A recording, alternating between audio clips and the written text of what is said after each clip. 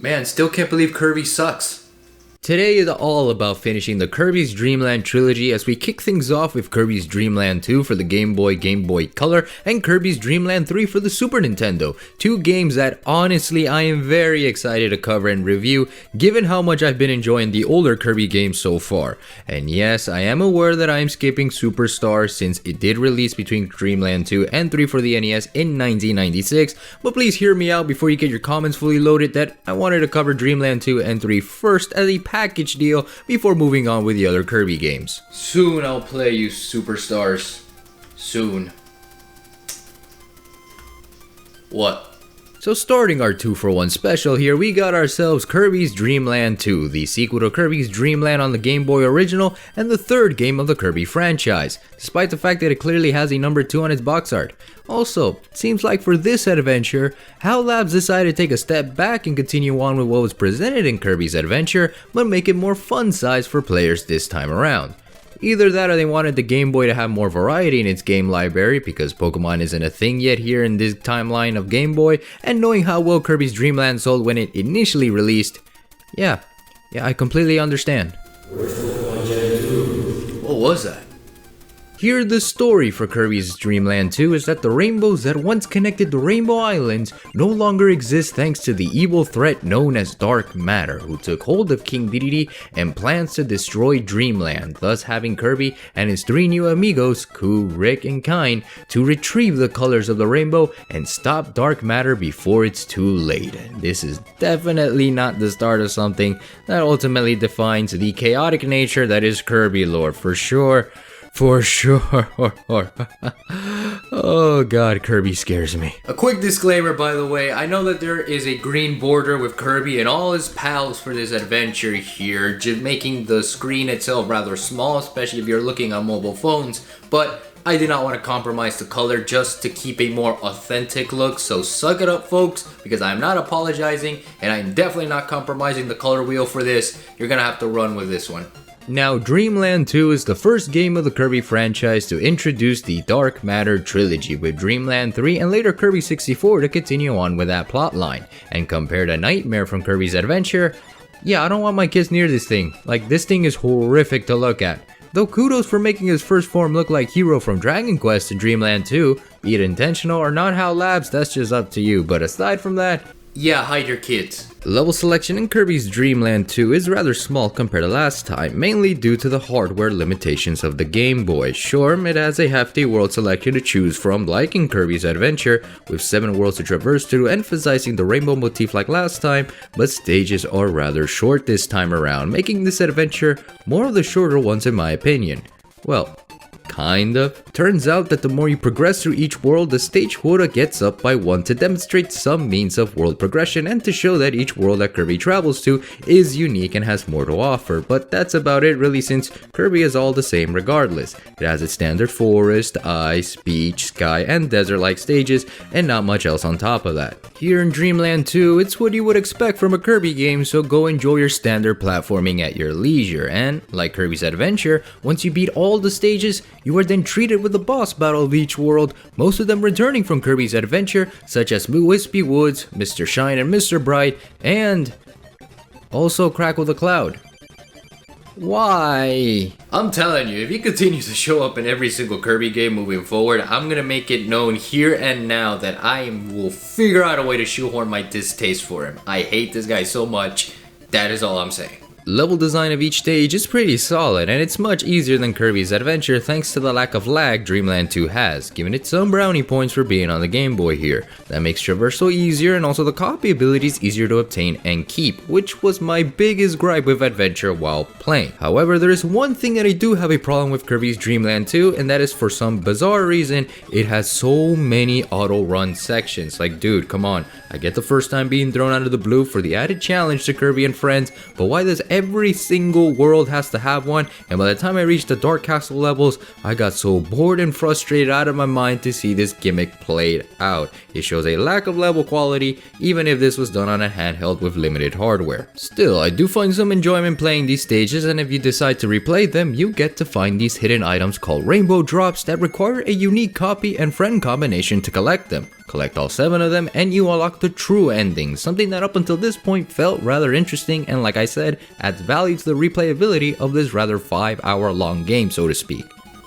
I now realize that I didn't even cover the copy abilities for this game. Here in Dreamland 2, you only have 8 abilities compared to the beefy 25 copy abilities from Kirby's Adventure. It sucks, I know, since there were so many to choose from in Adventure, but this game does emphasize a team-up mechanic with Kirby's pals here. Ku of the Winds and Rick of the Earth and Kine of the Seas, they all lived peacefully with each other until the Fire Nation. Wait, hold on. Wrong script. Give me a second here. Just flip some pages. Okay, where we were. Okay, alright. Okay. Yeah, that's where we are. Alright. Now, what was I saying again? Ku, Rick, and Kine are buddies for this adventure that help Kirby along the way while adding new ways to travel through each stage and utilize the 8 copy abilities of this game, leaving us with a grand total of about 24 variations to choose from while adding different means of level progression and keeping things fresh for the player. Now as for the buddies themselves... Look guys, I'm telling you, Ku is that guy, you know? Clearly, Ku was the favorite of the development team considering how broken he could be with certain copy abilities. Give him the cutter and parasol ability and you'll give Ku ninja-like skills as he throw 3 sharp feathers at enemies and bosses or become a spinning owl Beyblade of Doom when you use the parasol. Let her rip, my guy.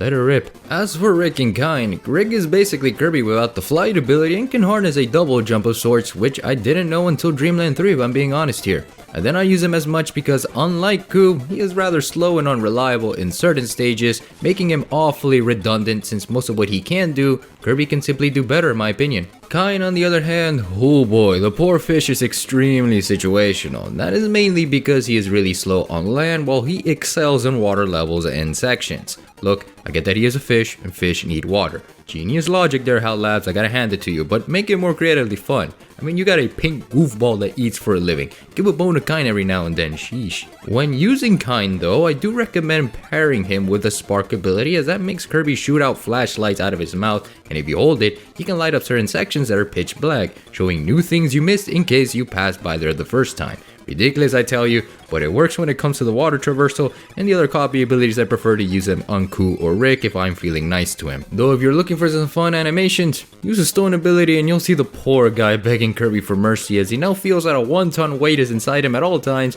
and he is asking for a way out. Damn. In fact, I didn't spend much time talking about the animation, but as you would expect, it's the same as Kirby's Adventure and Kirby's Dream Land, but more polished this time around, adding that charm and goofiness that Adventure established for the franchise. Yet I say that and Kirby still has the I left the hot pockets on for too long again look as he is running up and down through each stage. Yes, I will continue to make that joke until the end of time. There is no stopping me here. Kirby's Dream Land 2 doesn't provide much unlike Kirby's Adventure, making it feel lesser as the third installment of the Kirby franchise, and in a way it does only because it was made on a handheld that has limited hardware. That's why I don't make the comparison with Kirby's Adventure more so than I do with Kirby's Dream Land, since they both have the same title and because they were made with the same hardware in mind. Plus, I feel like it would be too unfair to critique Dreamland 2 to a game that was for a console that was about to be shelved and almost broke its hardware in two. Kirby's Dream Land 2 is indeed a sequel to Kirby's Dream Land as it does provide more content and more to work with in terms of playability overall. I liked how the design team made sure to add more for the worlds, especially for the Game Boy Color, even though in terms of color processing, it's just making Kirby go from red to blue and then green and voila, Kirby has color now, give us your money you buffoons. This small adventure was a fun one, make no mistake about that, but I did wish it had more to offer in some aspects. Then again, if a game makes me want to replay stages just to experiment on copy ability variations and seeing that Kirby has friends on his side to save the day, I think that's enough for me to appreciate this game in the end. But I think that's enough out of Kirby's Dream Land 2, since we kind of need to move on and talk about Kirby's Dream Land 3 with a finality of the Dream Land trilogy and a platformer that I actually have a lot to say, especially more so than Dream Land 2 now that I think about it. So let's get that out of the way and yeah, that's about right. So Kirby's Dream Land 3, like Kirby's Adventure, was a title that was too late to the punch on its console release, releasing late into November 27th, 1997 for the SNES. Oh hey, it's a day after I was born minus 3 years. That's actually pretty neat. Guess I was born to play this game, huh? Yeah, I know, I am a great comedian, ladies and gentlemen. Totally, you should sub and like this video. Story with this one is more of a continuation of Dreamland 2 as dark matter is back and he wants to consume Planet Popstar and all of Dreamland like before, thus having Kirby to step up to be the hero like last time and fix his precious home before it's too late. Also like how the opening sequence of the game shows a sort of a cartoon comic panel as it's presenting the situation of the adventure for Kirby this time around. That was pretty neat and was kinda sets the tone for what Dreamland 3 presents. Like Kirby's adventure for the NES, Dreamland 3 did try to exert as much power as it possibly could when it came down to pushing the console's limitations, and in the case of the NES, it doesn't show as much as Adventure did, but you can see that there was some level of dedication to the graphic design on this one. They really saw what the NES can handle with certain games in their roster and applied everything about that with our adorable pink goofball here. The art design for one is very unique as it not only keeps the bright and colorful palette that Kirby is known for, but it is also done in a more hand-drawn art style, something like you would see from Yoshi Island for example. I know that comparison probably has been done for the 120th time, I know, but wanted to point that out regardless because they really outdid themselves here with Kirby. In a sense, this is the one thing I love the most about Dreamland 3 because it does give a quality and charm that no other Kirby game has done before and since then, with some exceptions like Kirby's Epic Yarn and Forgotten Land.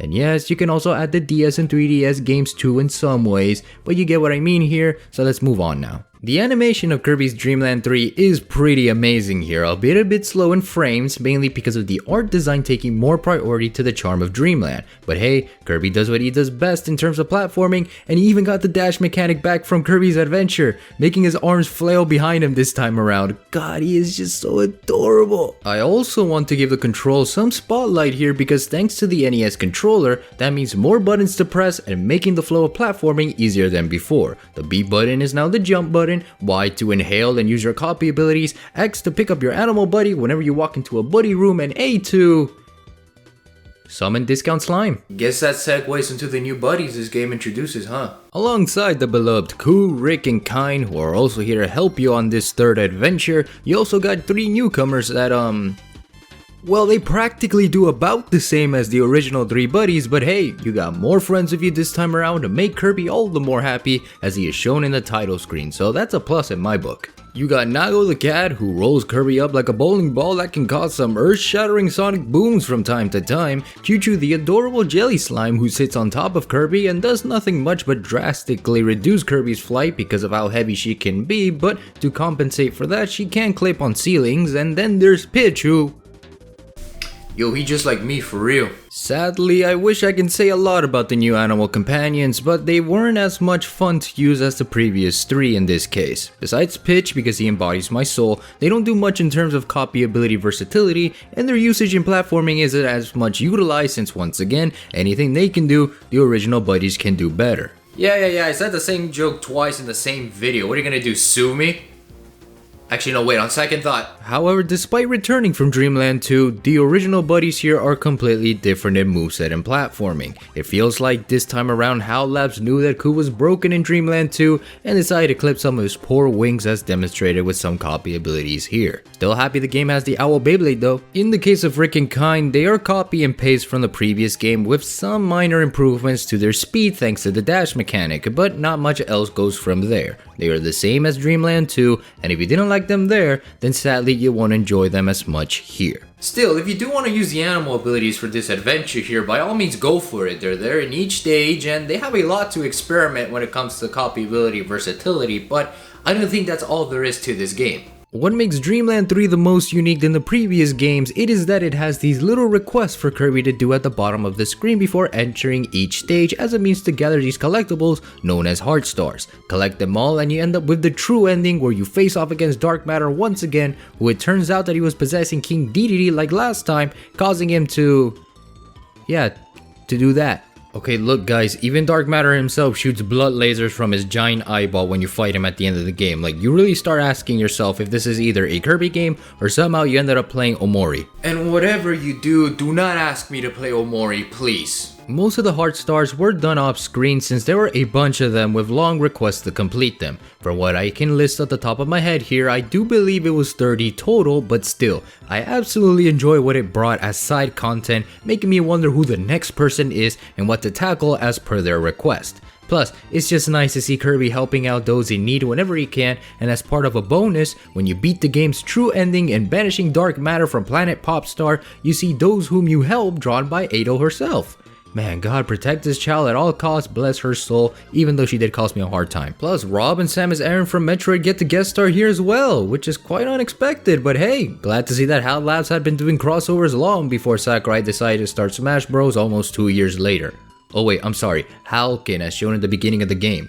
I don't know why nobody stopped me during the course of the video, but hey, no turning back now. Guess this also means I'm adding Metroid to the review list, so yeah, expect that, who knows when. Overall, Kirby's Dream Land 3 is one that I enjoyed the most so far, more so than Kirby's Adventure, and definitely one that I enjoyed while playing for this 2-for-1 special. Unlike Dream Land 2, the art design as mentioned is one that I enjoyed the most as it is extremely phenomenal, the controls were easily my preferred way of playing Kirby, and the new friends, despite not using them as much, were still a treat to see and be a part of this grand journey with our adorable pink goofball. Level design is better than Dream Land 2's, being more expansive, and with the variation of copy abilities and friends, there is always room for experiment in each stage, be it to get the heart stars as mentioned, or simply to see how fast you can beat the stage or what copy abilities look like from each friend you pair up with. Still prefer Kirby's Adventure's way of handling the copy abilities, but hey, to each their own here. However, what is definitely certain is that these were some of the most fun adventures that Kirby has had during his early days, and does in some sense provide the foundation for Kirby games from an animation, graphical design, and story standpoint. Especially story, since again, one can argue is where the lore gets deep and pretty nightmare fuel if you ask me. But the Dream Land duo, or the entire trilogy for that matter, does provide a short but satisfying time for platforming that I'm sure you will get a kick out of should you want to. I know now we live in an era where Kirby Star Allies and Kirby in the Forgotten Land is a thing now for the Nintendo Switch, but hey, in my eyes, these were a treat needed to be shared, and that one that honestly will be one of my favorite platformers to date. Dream Land 3 at least, because man, the art style again, it's just a sight to behold.